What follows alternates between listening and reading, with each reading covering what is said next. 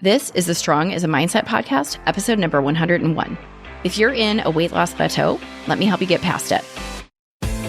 This is the Strong is a Mindset podcast, where you'll learn how to build both a strong body and a strong mind by eating, moving, and thinking. I'm your host, physician, personal trainer, certified health coach, and certified life coach, Carrie Holland. Hey, how are you? What's new? What's good? So, what's good here? We are going to talk about weight loss plateaus today. So this has come up a number of times. I've gotten a number of questions about it from listeners, and I've also had it come up in countless sessions with clients, and I realized that it's something I haven't yet hit face on in the podcast. So we're going to change that today. So we're going to get into it. We're going to talk through your weight loss plateau, what it is, how it happens, and the factors that contribute to it. And then, of course, what to do about it. I want you to walk away with tools that you can use to get past your weight loss plateau. All right. And just really quick before I get into that, I'm going to ask for your help. So since I've renamed and rebranded this podcast, one of my goals is to share this information with as many ears as I can reach. So to do that, I need your help. So if you have not yet left a review of this podcast, please do. I would love to get to my next goal of 200 reviews. I'm moving along slow and steady, but if you have not yet left a review, you can do it in Apple Podcasts. So I definitely do not understand all of the inner workings and algorithms, but what I do know is that your written reviews help put this podcast in front of more people who need to hear this message. So I hope that this podcast has been useful to you in some way. And if it has, it would be awesome if you can rate and review it. Okay. In the last month, I had not one, but two different physicians reach out to me to tell me that they refer their patients to the podcast. And honestly, that is the coolest thing ever. Seriously, it is a huge honor that my physician colleagues would go so far as to recommend this show to their patients. And I cannot tell you how much I appreciate that. So thank you again for listening and for sharing the show. All right. So let's do it. Let's talk about weight loss plateaus. All right, let's go. So first, let's get straight on what a weight loss plateau actually is. So this is interesting. I dug through some science on this, and there are some interesting things that came up when I did this. And no surprise here, but there are lots of ideas and concepts that are not fully agreed upon in the medical and weight loss community about weight loss plateaus. So I dug in and tried to find what is most agreed upon and most relative in the medical world, but be forewarned that like so many things related to health and fitness, there is no one right answer. So first things first, let's define it. A weight loss plateau is pretty straightforward. A plateau means you are no longer losing weight. So when your weight stops changing despite eating in a calorie deficit, you have hit a plateau. And a few things to know about this. It is entirely normal and expected that you're going to hit a plateau. That will be true for any human who tries to cut her calories to lose weight. Eventually, you will hit a plateau. There's no avoiding it. And we'll get into the reasons for that in just a few minutes. But the next thing that always comes up is how long? Meaning, how long do I go before I call it a plateau? How many weeks without losing weight and then you call it a plateau? So I get asked this question all the time. So when I dug around, there is no medically or scientifically accepted definition for a weight loss plateau. However, the time frame that came up most often was 3 to 4 weeks of no weight loss. In my own coaching experience, I found that it's very person dependent. But usually after 4 weeks of no weight loss, despite eating in a caloric deficit, then we'll call it a plateau. So then the next question that inevitably follows is how long do they last? And that is another difficult question to answer. And it will largely depend on what is contributing to the weight loss plateau in the first place. So once we do some sleuthing, which I will do with a client during her coaching sessions, we can get to the bottom of it and figure out why she is most likely in a plateau. Then we make a plan to address it. But in full transparency, it may take weeks to bust through a plateau. For some people, it may take months. And I know, just saying that, I can hear the collective sigh. I've heard it from my clients. But I want to be truthful and be honest. It can take a while to get through a weight loss plateau. It does not mean that it's impossible, not at all. But I've said it before, I don't sugarcoat here, and I want you to know what you might be looking at. Okay?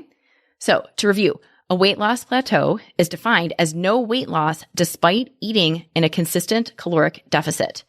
There is no set time of stalled weight loss that defines a plateau, but the accepted number is about 3 to 4 weeks. And that plateau can last a few weeks up to a few months. Okay? Now, let's talk about the causes. Why do weight loss plateaus even happen? So there are a number of reasons for this. Okay, so first and foremost, let's talk about your metabolism because this is going to be one of the most important contributors to your weight loss plateau. So when you're in the early phases of weight loss, you may notice that you lose weight fairly quickly. If you establish a calorie deficit and stay there consistently, keyword consistent, you may notice that you start to drop weight fairly fast in the beginning. And those first few pounds are likely going to be related to depleting your glycogen stores. So what's happening here is that when you decrease your calories, your body then turns inward and it looks to its own glycogen stores as a source of energy. And as your body starts to break down those glycogen stores, it will also release water. So from a math perspective, because you know I'm a math nerd and I love thinking of it this way, for every gram of glycogen that your body breaks down, you will release 3 grams of water. So early on in your weight loss, you may lose quite a bit of water weight and you may notice that you're peeing more and maybe even feeling a little thirsty because of that water loss. And then once you deplete your glycogen stores, your body will turn to fat as its next source of energy and weight loss will continue. But here's the thing, your brain can't use fat as its energy source. It can use ketones, but it can't use fat. Your brain prefers glucose. And if your body has used up its glycogen stores, then it will turn to your muscle next. So your body can break down muscle and convert that protein into glucose for energy. That's an important thing to know. Okay, so let me back up for a second because I'm getting really nerdy here and I want to make this really simple. Your body will use up glycogen stores when you're in a caloric deficit. Beyond that, your body will also start to break down muscle in order to give it an alternative supply of glucose when its stores run out. So you'll ultimately lose at least some muscle, and this will come back to impact your metabolism. And that's important. I've mentioned it before, but muscle mass is one of the highest contributors to your overall metabolism. It takes energy in the form of calories to fuel your muscles. So when you diet and get into a prolonged, or especially if you get into a severe or overly drastic caloric deficit, your body may start turning to muscle protein as a source of energy. And the end result here is that you not only lose muscle mass, but you also lose that contribution of muscle mass to your metabolism. And that is exactly what we're trying to avoid. Okay, so that's one piece of your metabolism puzzle. Beyond that, beyond what we know that happens to your muscle, we also know from a straight physiology standpoint that your body will do whatever it needs in order to match the caloric deficit you've created. Again, it's homeostasis. Your body wants to be in balance.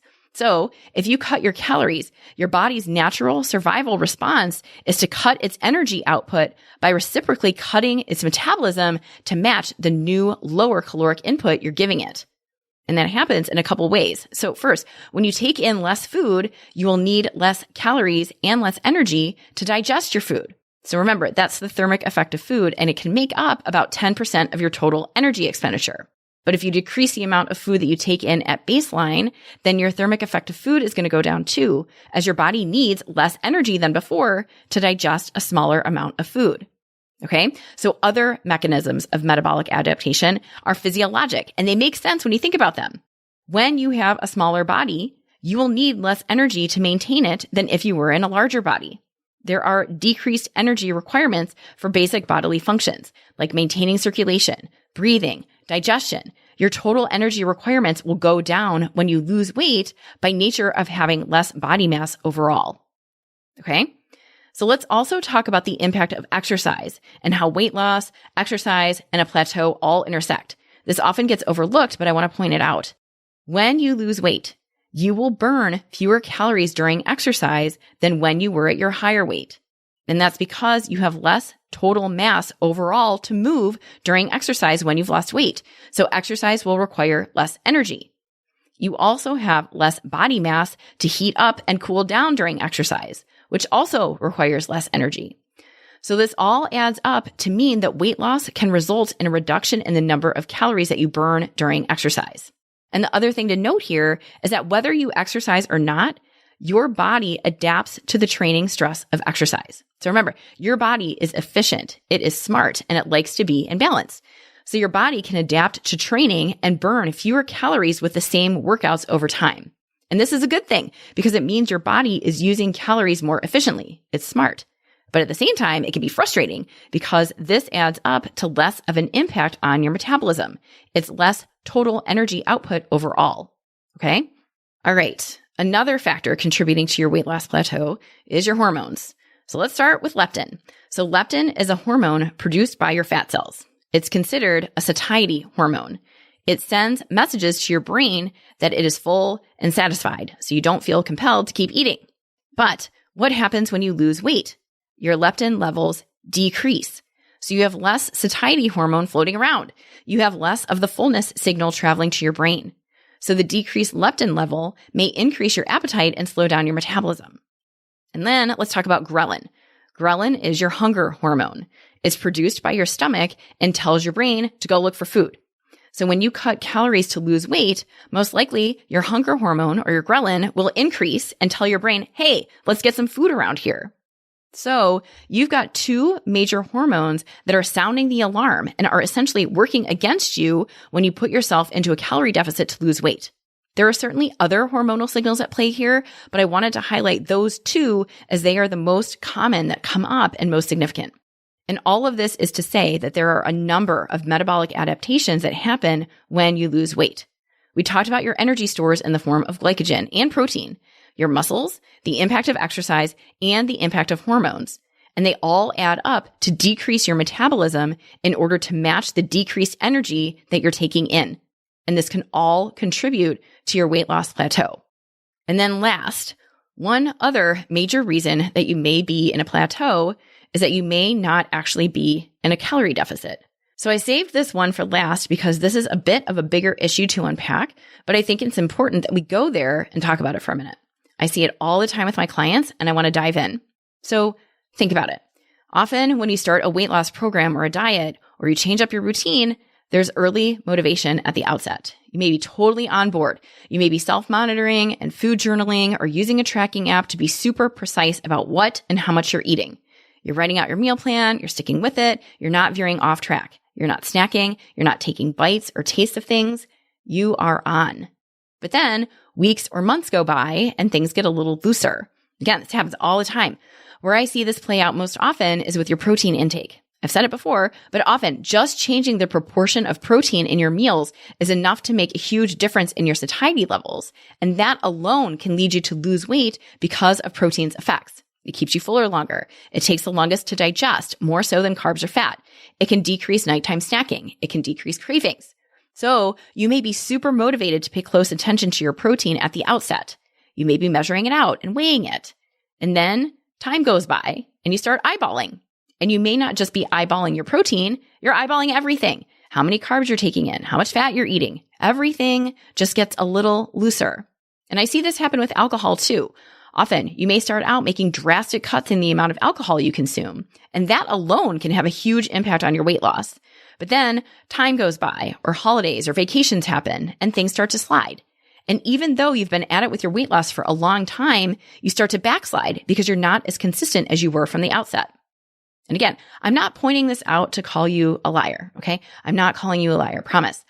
But I bring this up because it's natural, it's common, and it's human nature. Left to our own devices, we tend to revert to what we know. We go back to what is easy and comfortable. And that often means that things we did before that didn't really help us start to creep back into our lives again. It's habit, straight up habit.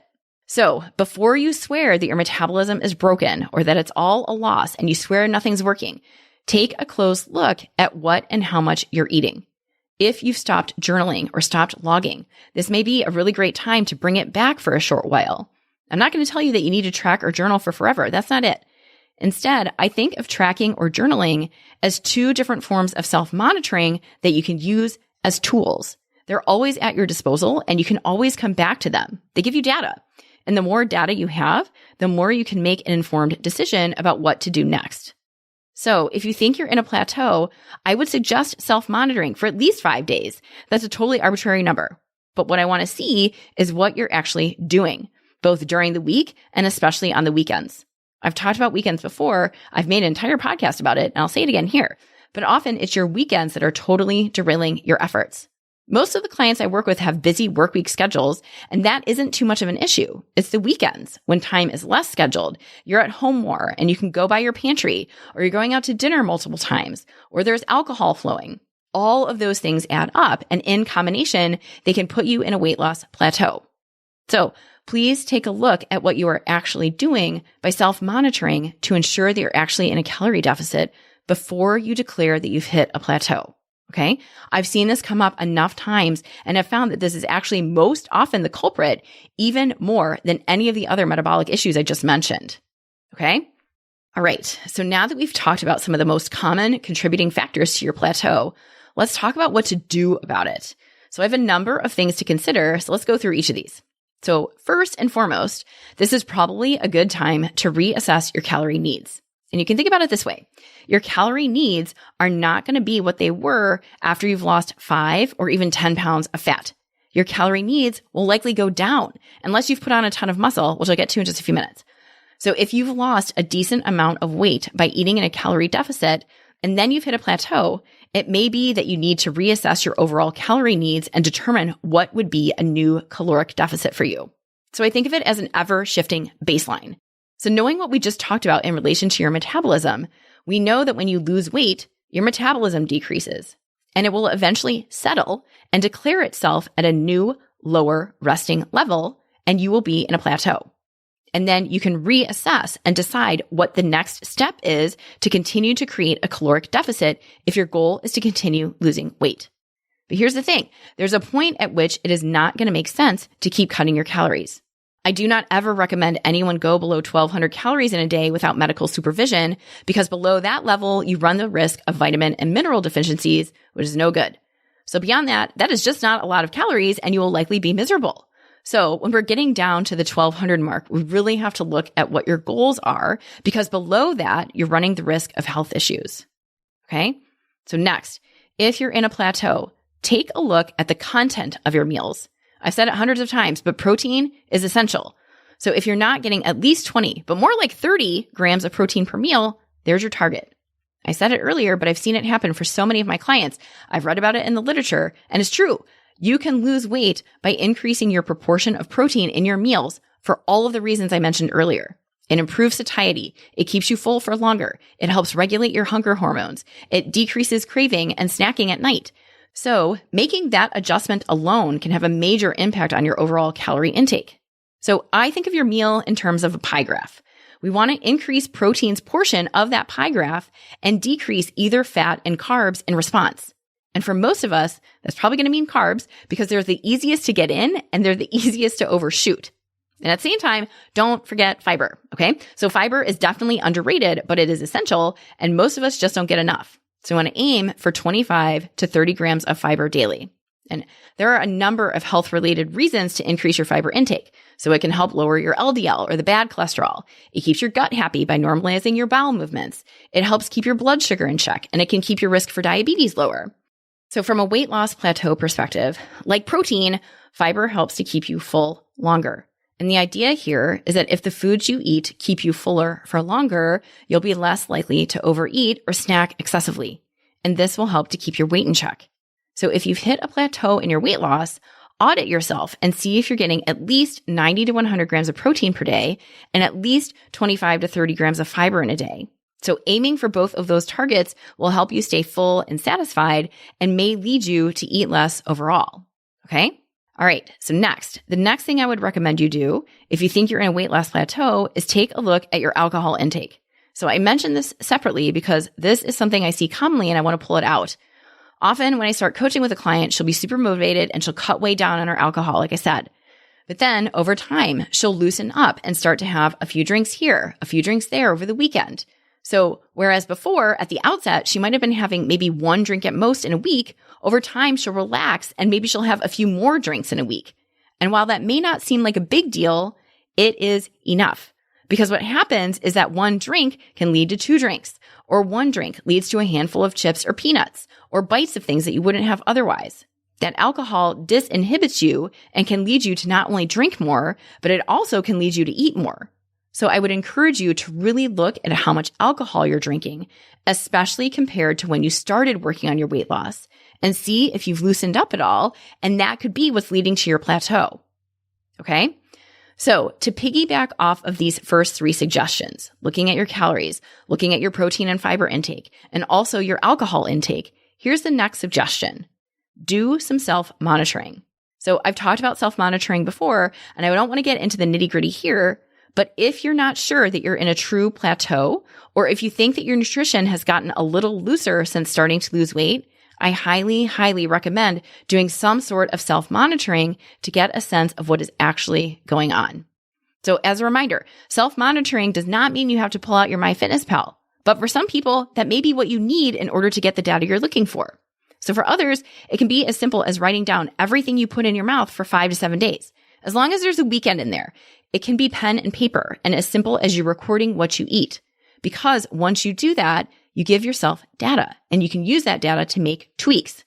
So maybe you'll see that you're actually not getting as much protein as you thought.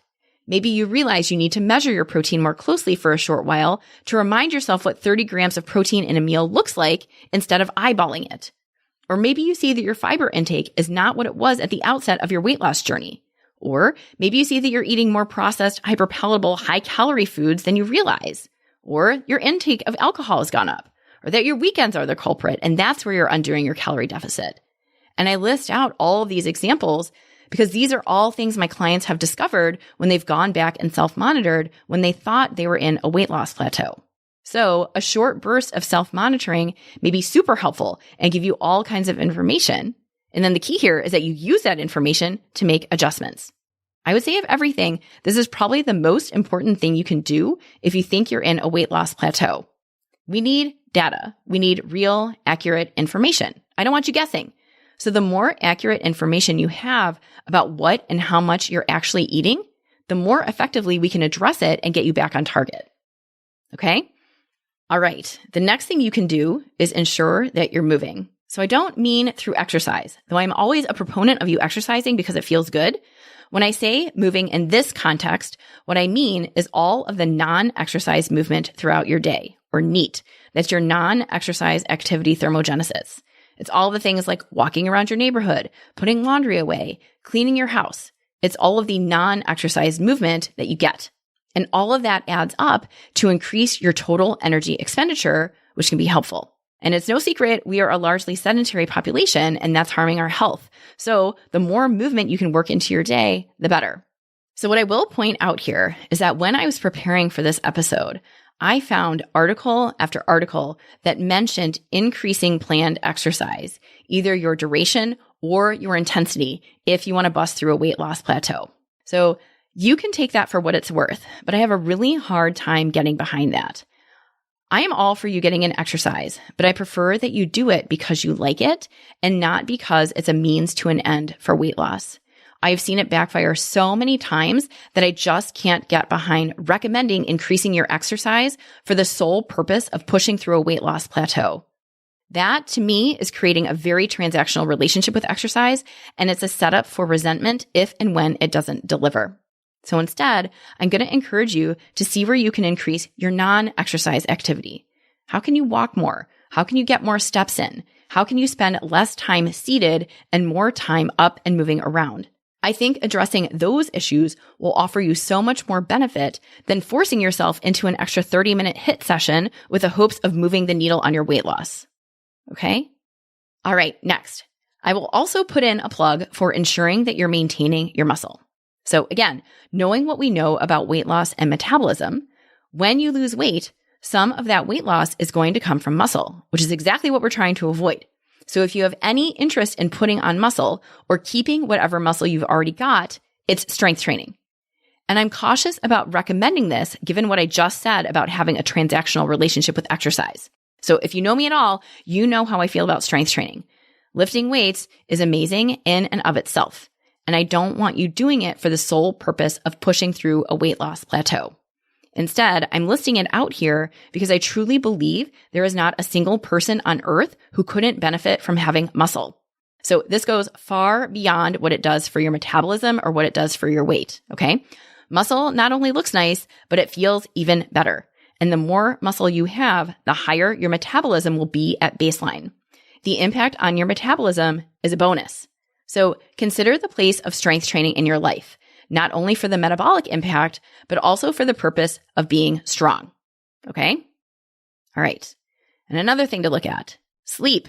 So sleep deprivation will most definitely impact your weight, and this is largely due to the effects that it has on your hormones. So sleep deprivation will increase ghrelin levels and decrease leptin levels. So what that means is you're looking at an increase in the hormone telling you you're hungry and a decrease in the hormone telling you you're full. No good. So on top of that, chronic sleep deprivation can also cause an increase in cortisol, which is your stress hormone. With chronically elevated cortisol levels, you run the risk of weight gain. And there's literature that suggests this weight gain is most pronounced in the midsection or around your belly.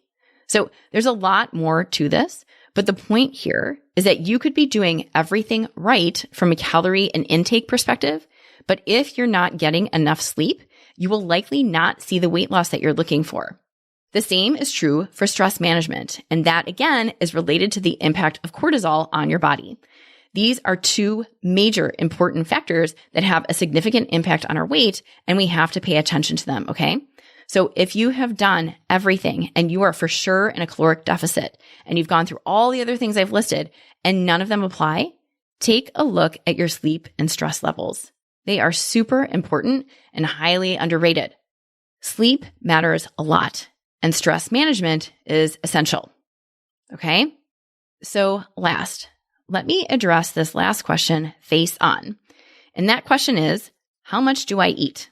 So specifically, the question that comes up time and time again is, if I'm currently in a plateau, do I eat less and cut my calories even more, or do I eat more and give myself a break? So this is a complicated one for sure. So let's talk through this. So first and foremost, when we're talking about whether to increase or decrease how much you're eating, this is assuming that you are in a true weight loss plateau. Okay. So that means you've gone through and evaluated what you're eating very carefully and have confirmed that you are actually eating in a consistent calorie deficit. That is essential because I know that this is obvious, but I want to spell it out. And that is, if you are not in a consistent calorie deficit, you cannot be in a weight loss plateau. Okay. A weight loss plateau happens after you've been in a consistent calorie deficit that was at first resulting in weight loss, but now is no longer resulting in weight loss. Again, key word here, consistency. Okay. So everything we're talking about from here out is assuming a true, consistent caloric deficit that was once working, but now isn't. So now that I've beaten that dead horse and made it super clear, assuming that you have been in a true, legitimate caloric deficit and you've truly plateaued in your weight loss, the question becomes, do you cut calories even further? Or do you give yourself a break and eat in maintenance or even slightly above maintenance? You may see that in the literature or on influencer pages, and you may see it referred to as a diet break. So let's look at both sides of this coin here. So first, let's look at the option of cutting calories more. So that is clearly going to be the more challenging of the two options, but it is not impossible. Again, remembering what we know about weight loss to date. In order to lose fat, you need to establish a consistent caloric deficit. So if that process has stalled for you, we're looking at decreasing your calories further. But that's not always an easy thing to do. And this is especially true for my baseline inactive, low muscle people. If you are not active and if you have low muscle mass, this is going to create a challenge because what this means is that we're not going to have a lot to work with. Remember, the more active you are and the more muscle you have, the higher your basal metabolic rate will be. But if you're neither active nor have much muscle mass, your calorie needs at baseline are not going to be super high. And then in order to lose weight, we have to go and try and establish a caloric deficit on top of what is already a low metabolism to begin with. And we're left with very little calories to work with. So to get you into a calorie deficit, we'd be looking at you eating very low calories. And often this will take you below 1,200. And that's just not safe unless you're being medically monitored. So this goes back to what I was talking about a few weeks ago and why often I will put the focus on building muscle first before we try to start cutting your calories.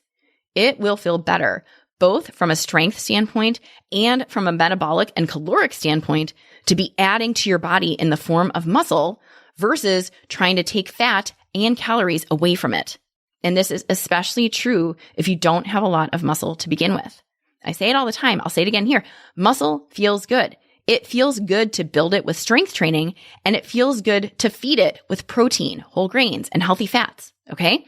So if you are very inactive, you've tried losing weight and you've hit a plateau, you may want to start looking at building muscle first before you try to slash your calories any further.